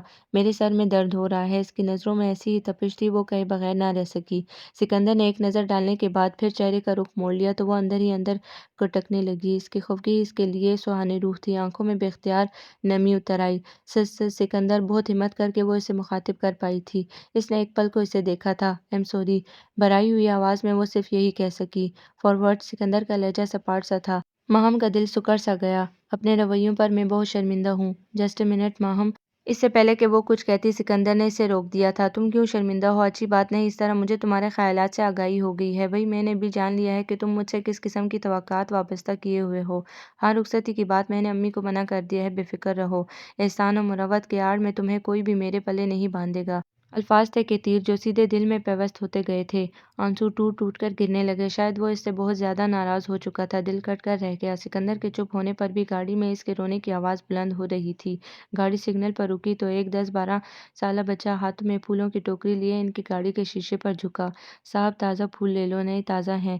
फूलों की टोकरी आगे किए कह रहा था। माहम ने हाथ की पुश्त से अपना चेहरा साफ किया, नज़र लड़के की तरफ डाली जो टोकरी से मोतिये के फूल निकाल निकाल कर दिखा रहा था। भाई मैं क्या करूं इन फूलों का? सिकंदर ने उकताते हुए कहा। माहम के दिल को कुछ हुआ। फूल, वो भी मोतिये के, इसकी कमजोरी थी। मगर वो एक नज़र फूलों को और फिर सिकंदर को देख कर रह गई, जिसके चेहरे पर बेजारी की तहरीर वाज़ह पड़ी जा सकती थी। साहब बेगम साहिबा के लिए ले लो, ये गजरे हैं, ताज़ा हैं, बेगम साहिबा के हाथों में बहुत सजेंगे। वो लड़का सिकंदर को आमादा कर रहा था। माहम एकदम घबराकर नजरें फेर गई। क्यों भई, जबरदस्ती है क्या तुम्हारे? ये गजरे, ये फूल क्या बिक नहीं रहे? सिकंदर ने मजाकन पूछा था। नहीं साहब जी, ये बात थोड़ी है, बिक जाते हैं मगर थोड़ी देर लगती है। ये तो अपनी रोजी है, मगर जिस दिन जल्दी बिक जाएं तो मैं घर चला जाता हूँ, और जिस दिन ना बिकें दोपहर हो जाती है। अम्मा राह तकती रहती है। साहब जी, ये थोड़े से रह गए हैं, ले लो। वो बड़े अंदाज में इससे कायल कर रहा था। सिकंदर मुस्कुरा दिया। एक नज़र इसकी टोकरी पर डाली जहाँ वाकई थोड़े ही फूल और गजरे थे। लाओ भाई, दे दो, ये सारे ही दे दो। भाई तुम्हारी तो रोजी का सवाल है और हमारा क्या है, चंद रुपए ही तो हैं। क्या है, आखिर किसी का दिल खुश हो जाए। लड़के की बात पर हंसते इसने वॉलेट निकाला था। लड़का इसे फूल खरीदने पर आमादा देखकर खुश हो गया था। जल्दी से सारे हार और गजरे शॉपर में डालकर इसे पकड़ाए थे। کتنے پیسے ہوئے؟ سکندر نے شاپر تھام کر ڈیش بورڈ پر رکھا تھا۔ صاحب جی 50 روپے۔ سکندر نے سر ہلا کر 100 کا نوٹ نکال کر اسے تھمایا تھا۔ اسی دوران سگنل بھی کھل گیا تھا۔ پیچھے سے گاڑیوں کے ہارن بھی گونجنے لگے تھے۔ سکندر نے فوراً اسٹیئرنگ سنبھالا۔ صاحب جی باقی پیسے؟ وہ لڑکا کہہ رہا تھا۔ سکندر نے جلدی سے گاڑی آگے بڑھائی تھی۔ پیچھے کھڑا لڑکا آوازیں دے رہا تھا مگر سکندر نے جیسے سنی ہی نہیں تھی۔ ماہم خاموشی سے چپ چاپ ساری کارروائی دیکھتی رہی تھی۔ گاڑی گھر کے پورچ میں رکی تو وہ دروازہ کھول کر باہر نکل آئی۔ سب ڈرائنگ روم میں تھے۔ وہ سیدھے اپنے کمرے میں آئی تھی۔ بستر پر بیٹھی تو لگا بہت دور کا سفر طے کر کر آئی ہو۔ سکندر کی ہمسفری میں گزرے پل اس پر اسی قدر بھاری ہوتے تھے۔ وہ بیڈ کی پشت پر کمر ٹکائے گہرے گہرے سانس لے رہی تھی جب اسے اپنے ارد گرد بہت مانوس سی خوشبو محسوس ہوئی تھی۔ ماہم نے تڑپ کر آنکھیں وا کی تھیں۔ سامنے ہی وہ اپنا بھرپور سراپا لیے بڑے انہماک سے تک رہا تھا۔ اس کے دیکھ لینے پر بھی نظروں کا ارتکاز نہیں ٹوٹا تھا۔ وہ فوراً سیدھی ہو گئی تھی۔ تبھی وہ دھیرے دھیرے قدم اٹھاتا بستر پر اس کے قریب ہی آ بیٹھا تھا۔ وہ مزید اپنے آپ میں سمٹ سی گئی تھی۔ تھوڑی دیر قبل کس قدر روکھا پھیکا سا دل شکن انداز تھا اور اب اس کی نظریں خود بخود جھک گئی تھی۔ اس مانوس سی خوشبو نے اس کے وجود کو اپنے حصار میں لینا شروع کر دیا تھا۔ تم اپنی میڈیسن گاڑی میں ہی چھوڑ آئی تھی، سنجیدہ لہجے میں کہہ رہا تھا۔ ماہم کی نظر اس کے ہاتھوں پر گئی جہاں میڈیسن کے شاپر کے علاوہ کچھ اور بھی تھا۔ میڈیسن والا شاپر ٹیبل پر رکھ کر وہ پھولوں کا شاپر کھولنے لگا۔ تمہیں میرا ان کو پہنانا ناگوار گزرے اور شاید اچھا بھی نہ لگے مگر میں ان پھولوں کو اپنے پاس نہیں رکھ سکتا۔ وہ پھولوں والا بیچارہ یہ تمہارے لیے ہی دے رہا تھا۔ اب بیچارے کو کیا علم کہ بیگم صاحبہ بھی صرف آدھی بیگم صاحبہ ہیں۔ طنز تھا یا مذاق وہ قطعی سمجھنے سے قاصر تھی۔ نرمی سے ماہم کا ہاتھ تھام کر گجرا پہناتے اس نے اس کی آنکھوں میں بھی جھانکا تھا۔ وہ نظر پھیر گئی تھی جبکہ سکندر کی نظر بھی بغیر کسی جذبے کی تھی۔ چہرے پر سوائے سپاٹ سے تاثرات کے کچھ بھی نہ تھا۔ کوئی لطیف سی شرارت، کوئی گدگدی کرنے والی مسکراہٹ، پورے بدن میں ہلچل مچا دینے والی آنکھوں کی چمک، ہر جذبہ جیسے جامد سا تھا۔ قہر کی گہری چادر میں لپٹا ہوا ایک ایک کر کے دونوں ہاتھوں میں اس نے اسے گجرے پہنا دیے تھے۔ وہ اس قدر شوق اور ملال کی کیفیت میں غرق تھی کہ مزاحمت تک نہ کر سکی تھی۔ باقی پھولوں کے ہار اس کی جھولی میں ڈال کر اس کے ہاتھوں کو بغیر دیکھتے سکندر نے پھولوں کی مہک اس کے ہاتھوں کو چہرے کے قریب لے کر سونگھی تھی۔ دراصل تم سے میرا نکاح زبردستی نہیں ہوا تھا مگر اب لگتا ہے تمہارے لیے زبردستی ہی صحیح دل میں جگہ بنانی ہوگی ورنہ بات تھی کہ ذہن میں بجھا ہوا نشتر۔ ماہم نے نمی بھری آنکھوں سے اسے دیکھا۔ وہ کھل کر مسکرایا تھا۔ مجبوری ہے بھئی، زبردستی کے رشتوں میں صرف سمجھوتا ہوتا ہے۔ اتنی تو عقل ہوگی نا تم میں۔ وہ آج شاید اس کے جان لینے کے در پہ تھا۔ ماہم کی جان سخت عذاب میں مبتلا ہو چکی تھی مگر کوئی راہ فرار نہ تھی۔ کہتے ہیں پھول جذبات کے اظہار کا سب سے خوبصورت ذریعہ ہوتے ہیں مگر افسوس، اپنی بات ادھوری چھوڑ کر وہ دل آویزی سے مسکرایا تھا۔ پھر وہ اسے سخت ہراساں کر گیا تھا۔ ثنیا کی شادی ہو رہی ہے عید کے تیسرے دن۔ یہ اس کا انویٹیشن ہے مسٹر اینڈ مسز سکندر کے نام۔ آج وہ اسے دھچکے پر دھچکا لگا رہا تھا۔ وہ جو ابھی سنبھل بھی نہ پائی تھی اس نئے انکشاف پر حیران ہوئی۔ بے یقین نظروں سے دیکھا۔ سکندر نے اپنے ہاتھ میں پکڑا انویٹیشن کارڈ اس کی طرف بڑھایا تھا جسے اس نے لرزتے ہاتھوں سے تھاما تھا۔ تمہارے لیے شاید یہ خوشی کا پیغام ہو مگر مجھے بہت دکھ ہوا ہے کہ کم از کم میں تمہارے خدشات کو سچ نہیں کر پایا۔ ثنیا اپنے کزن ارقم میں انٹرسٹڈ تھی۔ جب اس کے والد نے مجھے ثنیا کا پروپوزل پیش کیا تھا تو وہ واقعی لاعلم تھی اور شاید میں بھی لاعلمی میں ہی اسے سخت ہرٹ کر دیتا اگر وہ مجھے اپنے کمٹمنٹ کا کہہ کر ایکسکیوز نہ کر لیتی۔ اس کے بعد میرا تمہارے ساتھ نکاح طے پا گیا تھا۔ مجھے کوئی فرق نہیں پڑا تھا، بس اتنا سا اعتراض تھا کہ مدینہ کی شادی کے بعد یہ تقریب ہو جائے مگر امی نہیں مانی تھی اور میرا خیال ہے کہ یہی انکار تم تک پہنچا تھا جسے تم نے اپنی نظر اور اپنی سوچ کے مطابق دیکھا۔ چلو اب تو تمہارے خدشوں کی نفی ہو چکی ہے نا، تو تیار رہنا، تمہیں میرے ساتھ ثنیا کی شادی میں ضرور چلنا چاہیے۔ ہو سکتا ہے وہاں تمہاری سوچوں کو منفی رخ پر ڈالنے کے لیے کوئی اور گہرا ہاتھ لگ جائے۔ وہ طنز پر طنز کرتا اسے زمین کے اندر گاڑ دینے کو تھا۔ ماہم اتنی ہمت نہیں رکھتی تھی کہ سر اٹھا کر اسے دیکھ لے۔ اور ہاں، میں نے امی کو رخصتی کی ڈیٹ فکس کرنے سے منع کر دیا ہے مگر پھر بھی فیصلہ تم پر ہے۔ یہ شادی بیاہ دنوں کا کھیل نہیں، پوری زندگی کا سوال ہے۔ ایک جذباتی لمحے میں بہہ کر پوری زندگی کا فیصلہ نہیں کیا جاتا۔ اچھی طرح سوچ لینا پھر کوئی فیصلہ کرنا، تب تک میں امی وغیرہ کو کنونس کر لوں گا۔ وہ اٹھ کر اس کے کمرے سے نکل گیا تھا۔ پتہ نہیں وہ حقیقت پسند تھا یا اذیت پسند، بہرحال اس کے لفظوں سے وہ اندر تک ادھرتی چلی گئی تھی۔ بے پناہ تکلیف کا احساس ہو رہا ہے، کس پل چین نہ تھا۔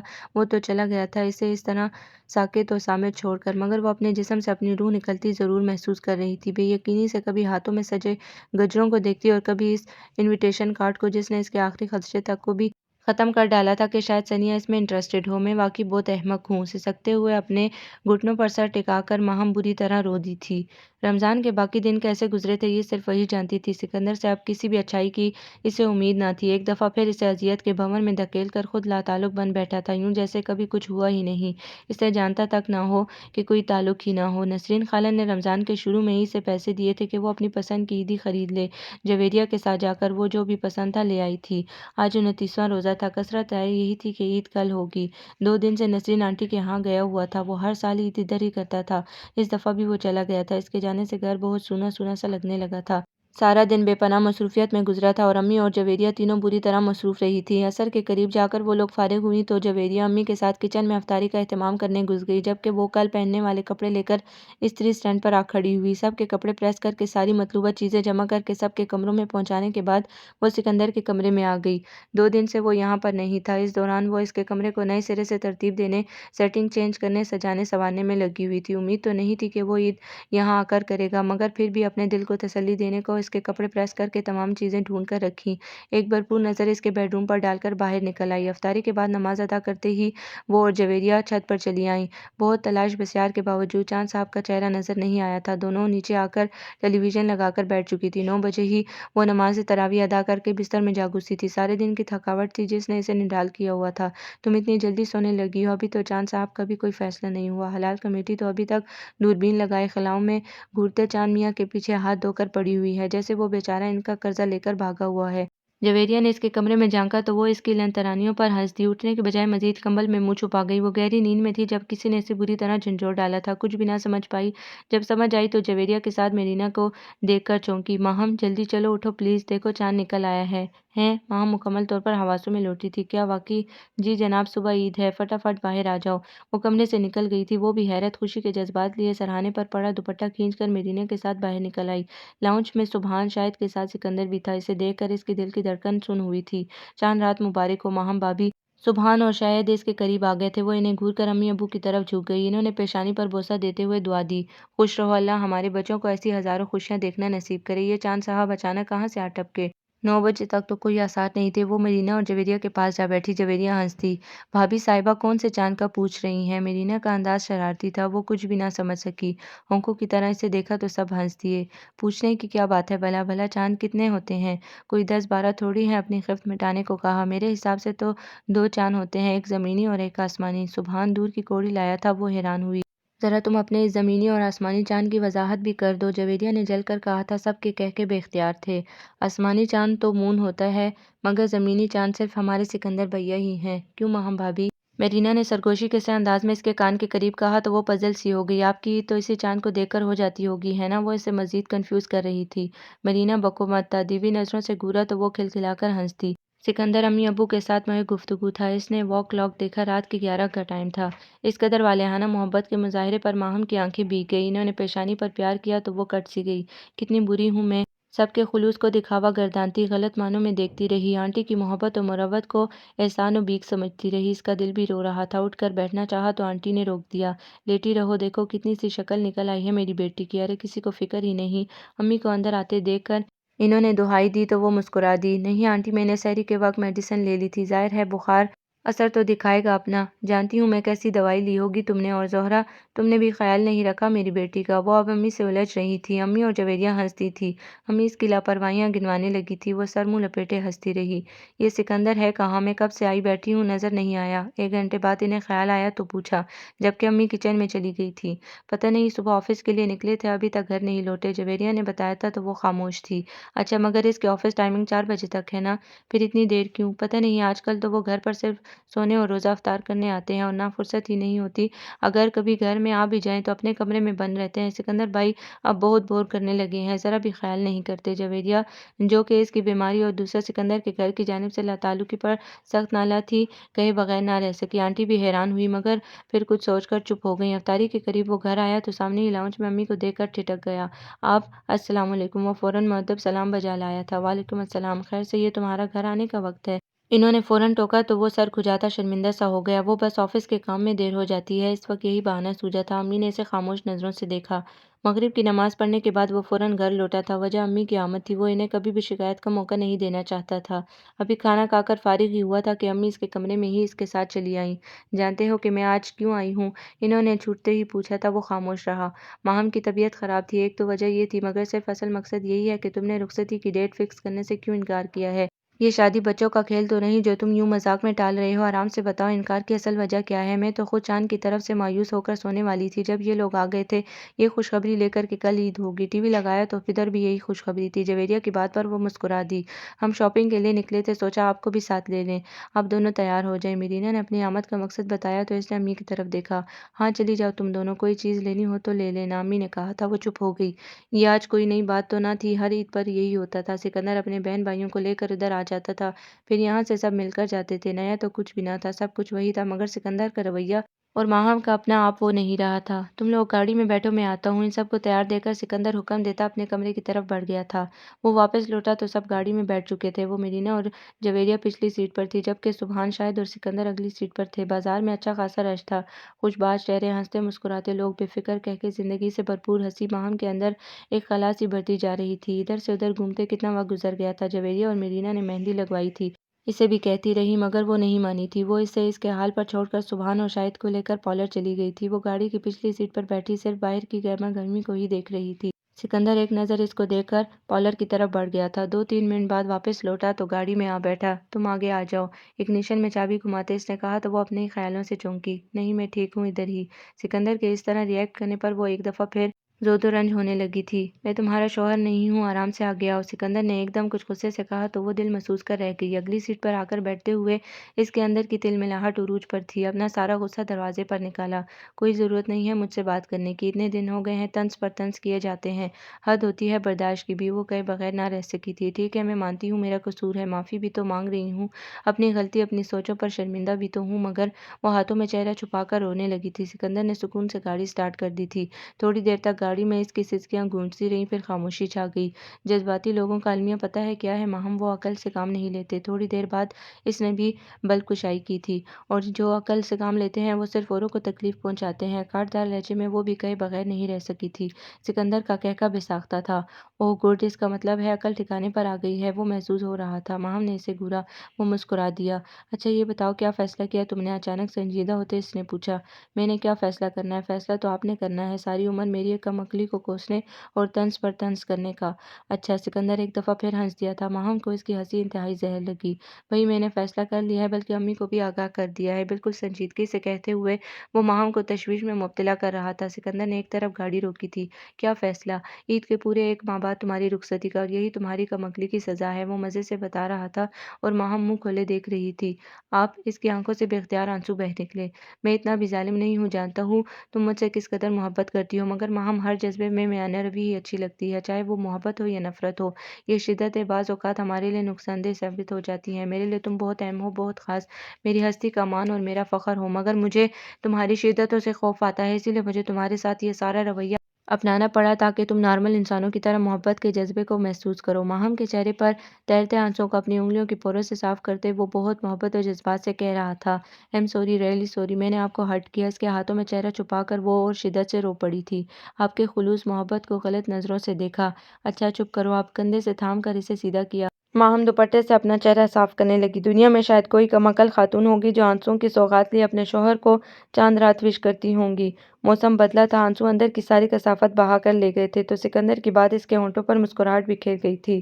چاند رات یوں ہی تو وش نہیں کی جاتی، پیسے لگتے ہیں۔ آپ نے تو ایک ڈھیلا بھی مجھ پر خرچ نہیں کیا۔ اندر کی کثافتوں کے دھلنے کے بعد نظر آنے والے چہرے اور لہجے کس قدر معطر تھے، سکندر نے ایک بھرپور نظر ڈالی تھی۔ ارے یہ تم زیادتی کر رہی ہو، ابھی چند دنوں پہلے ہی تو میں نے تمہاری خاطر پورے 100 روپے خرچ کیے تھے، پھول اور گجرے لے کر دیے تھے، اور تو اور تمہاری میڈیسن بھی میرے پلے سے گئی تھی۔ سکندر کا انداز دہائی دینے والا تھا۔ جھوٹ مت بولیے، وہ پھول اور گجرے میرے لیے کب خریدے تھے؟ وہ تو بیچارہ لڑکا پیچھے پڑ گیا تھا اور زبردستی آپ کو خریدنے پڑے تھے۔ اچھا، سکندر سر گھچانے لگا تھا، پھر اس کی طرف دیکھ کر کھل کر مسکرا دیا۔ آج جو کہو گی لے کر دوں گا، ٹھیک ہے پھر تیار ہو؟ نہیں مجھے کچھ نہیں چاہیے، میرے پاس سب کچھ ہے، بس آپ کے دل میں تھوڑی سی جگہ چاہیے۔ اتنی دیر سے دل میں جو بات کھٹک رہی تھی وہ آخر کار ہونٹوں پر آ ہی گئی تھی۔ صد افسوس، دل کا پلاٹ پہلے ہی کسی کے قبضے میں جا چکا ہے، اس کی خواہش پر وہ کہہ رہا تھا۔ مام کے ہونٹوں پر رقصہ مسکراہٹ ایک دم بے رنگ سی ہو گئی تھی۔ کیا کون ہے وہ؟ آنکھوں میں پھر نمی اترنے لگی تھی۔ ہے ایک پاگل کمکل سی لڑکی، آنکھ دبا کر مسکرا کر کہتے ہوئے ماہم کا دل خوش کن انداز میں دھڑکا گیا تھا۔ محترمہ کو ہماری زوجہ محترمہ ہونے کا خصوصی اعزاز حاصل ہے۔ ماہم کی ہنسی بے ساختہ تھی، وہ صرف اسے چاہتا تھا، اس کے دل پر صرف اس کی حکمرانی ہے، یہ خیال ہی کتنا فرحت بخش تھا۔ اچھا چلو، تمہارے لیے عید کا گفٹ ہے، وہ قبول کرو، باقی باتیں بعد میں ہوں گی۔ وہاں پارلر میں وہ لوگ مجھے کوس رہے ہوں گے، میں آدھے گھنٹے کا کہہ کر تمہیں لایا تھا۔ سکندر نے عجلت میں ڈیش بورڈ پر پڑا گفٹ پیک اٹھا کر اسے تھمایا تو وہ اسے دیکھنے لگی۔ اسے کھولو، وہ منتظر تھا۔ اس نے جیسے ہی گفٹ کھولا، اس کی آنکھیں حیرت سے پھٹی رہ گئیں۔ یہ تو وہی لاکٹ سیٹ ہے جو سنیا نے خریدا تھا۔ تمہیں عید کا تحفہ دینا تھا۔ کچھ سمجھ نہ آیا کہ کس طرح تمہیں ساتھ لے کر جاؤں، اسی لیے اس دن جویریہ کے ساتھ مل کر مجھے تمہیں تھوڑا سا الو بنانا پڑا تھا۔ کیوں، کیسا لگا یہ گفٹ؟ وہ مسکرا کر پوچھ رہا تھا۔ ماہم کو گزشتہ تمام واقعات یاد آنے لگے۔ ایک خفگی بھری نظر اس پر ڈالی۔ تو یہ سب کچھ آپ جان بوجھ کر کرتے رہے، صرف اور صرف مجھے تکلیف دینے کو؟ جویریہ وغیرہ بھی آپ کے ساتھ ملی ہوئی تھی؟ نہیں، جویریہ میرے ساتھ ملی ہوئی نہیں تھی، صرف میں نے اسے استعمال کیا تھا۔ اور جہاں تک تمہیں تکلیف دینے کی بات ہے تو یہ سراسر الزام ہے۔ میں تو صرف اور صرف تمہاری محبت و حوصلے آزما رہا تھا۔ وہ سنجیدہ اب بھی نہیں تھا۔ ماہم نے خفگی سے دیکھنا چاہا تھا، مگر سکندر کی آنکھوں کے تیور کچھ اور ہی کہہ رہے تھے۔ اس نے جلدی سے بوکھلا کر چہرے کا رخ بدلا۔ چلیں بھی، وہ لوگ انتظار کر رہی ہوں گی۔ اسے گاڑی سٹارٹ کرنے کا کہہ کر وہ سیدھی ہو کر بیٹھ گئی تھی۔ سکندر نے بھی مسکرا کر گاڑی سٹارٹ کر دی تھی۔ ماہم نے سکون سے ڈبے سے گفٹ نکال کر اپنے گلے میں پہننے لگی تھی۔ زندگی ایک دم کتنی خوبصورت ہو گئی تھی۔ یہ چاند رات اپنے ساتھ کتنی انمول خوشیاں لے کر آئی تھی۔ شکریہ اللہ میاں، شکریہ چاند رات، وہ اندر ہی اندر تشکر بجا لائی تھی۔ آپ کو یہ ناول کیسا لگا؟ کمنٹس میں اپنی رائے ضرور دیں۔ ہمارے چینل کو سبسکرائب کریں، لائک کریں، شیئر کریں۔